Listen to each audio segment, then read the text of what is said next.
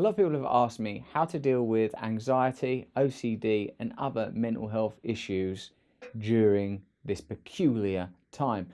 And as you can see, I'm the correct person to ask. There's nothing wrong with me.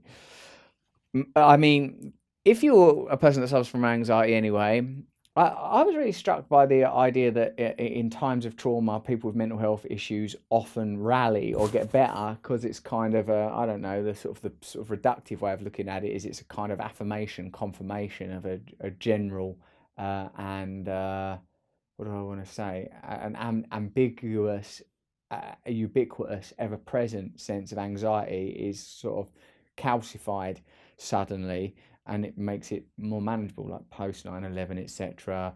During other times of crisis and war, there's been an improvement, often in situations of extreme poverty. But I suppose that what's unique about this is the solitude. What has happened to me is I've really gone into the hermitage of it. I've sort of stopped communicating with people as much. I find it like quite easy, or not easy is not right the right word. It's sort of the tendency to separation is sort of quite well worn in me, and I'm lucky because I live with a family and I don't live in an area where I'm restricted, or a home in which the restrictions are.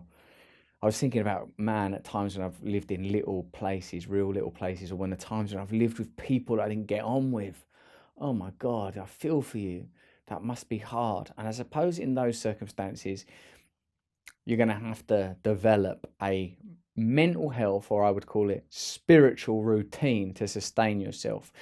This will involve control of the amount of social media and media in general that you consume, a regulated routine that includes exercise. Like when we spoke to Joe Wicks, it was on Under the Skin, it was pretty clear that a huge, and I think, the fact that we're allowed to do exercise is because it's acknowledged that it's a necessity. What I've added, what I do as part of my own personal practice, is prayer and meditation.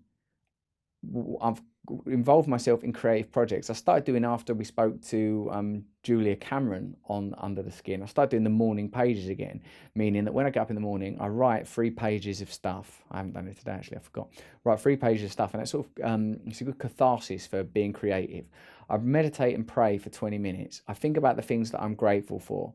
See, if I don't have OCD, I don't have that. I've had obsessive compulsive behaviors. Addiction is a form of obsessive compulsive behavior, but I've not ritualized it into hand washing or anything like that, or thinking that the door's not locked, or any of the sort of, I'm not being reductive, many expressions of obsessive compulsive disorder.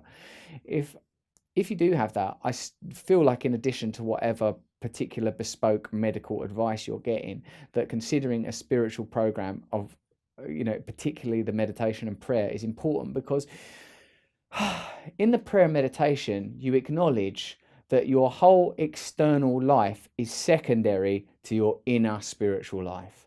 I am unable to sustain that fundamental truth without regular practice.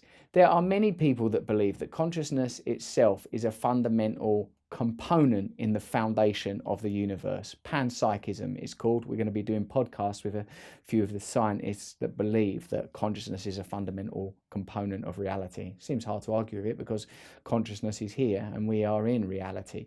But if this is true, it's worth considering that the very experience of your awareness, your awakeness, is as much part of you as your body. And if you spend literally 0 time dealing with that, I would say that your anxieties, your ritualized behaviors, are an expression of that neglect.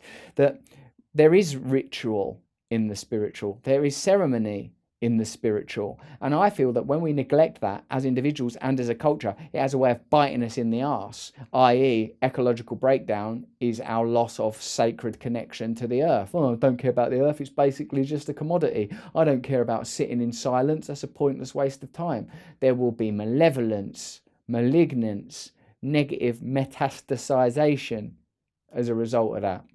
So I feel that what you've got to do, you've got to do, ain't got to do nothing, I don't know anything. What I'm doing is meditating, praying. I'm trying to stay connected to other people, and I'm trying to watch my consumption of news. I was obsessive about the news at first. I tried to read everything, tried to sort of consume it, tried to understand it, talking to brilliant intellectuals like Adam Curtis about the political connotations of it, talking to Wim Hof about how we could respire and aspire beyond it. In the next episode of the podcast, talking to Charles Eisenstein about how to handle it, talking to various people, really trying to understand it, really getting into it, trying to get a handle on it, trying to control it, but you can't control it. You can't control your normal life anyway.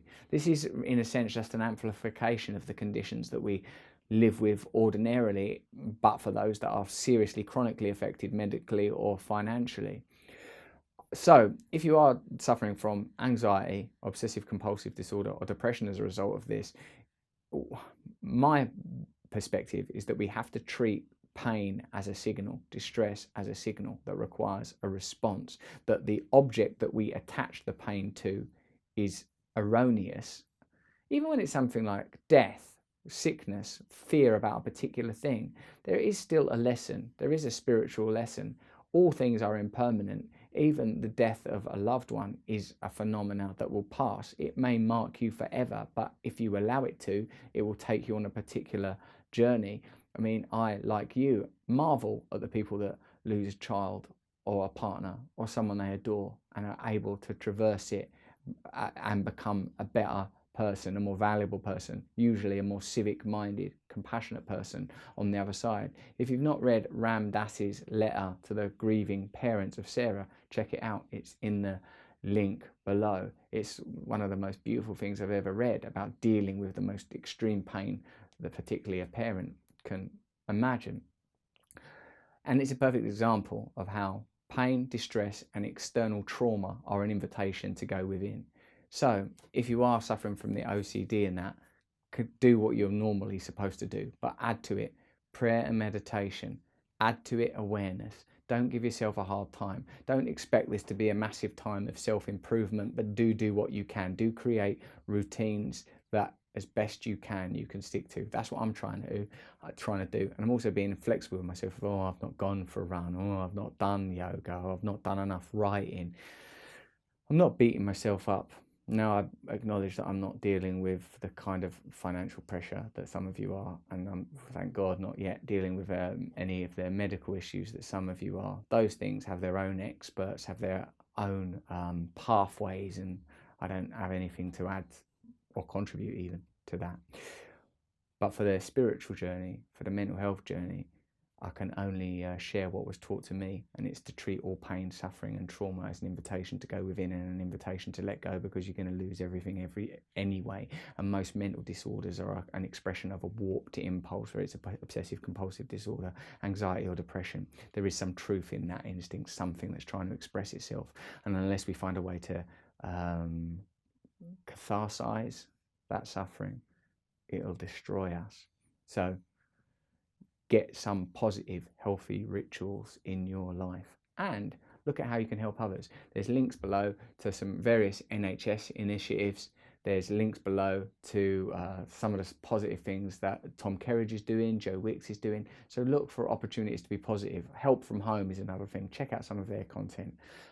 Accept this situation, see what you can contribute, and see what we can learn from it together. If one of the things you're planning to do in this period of isolation and lockdown is develop self-care, then here's a way to do it. You can check out my wellbeing and personal development playlist. It's here, look. Here, there. It's around. Have a look at it.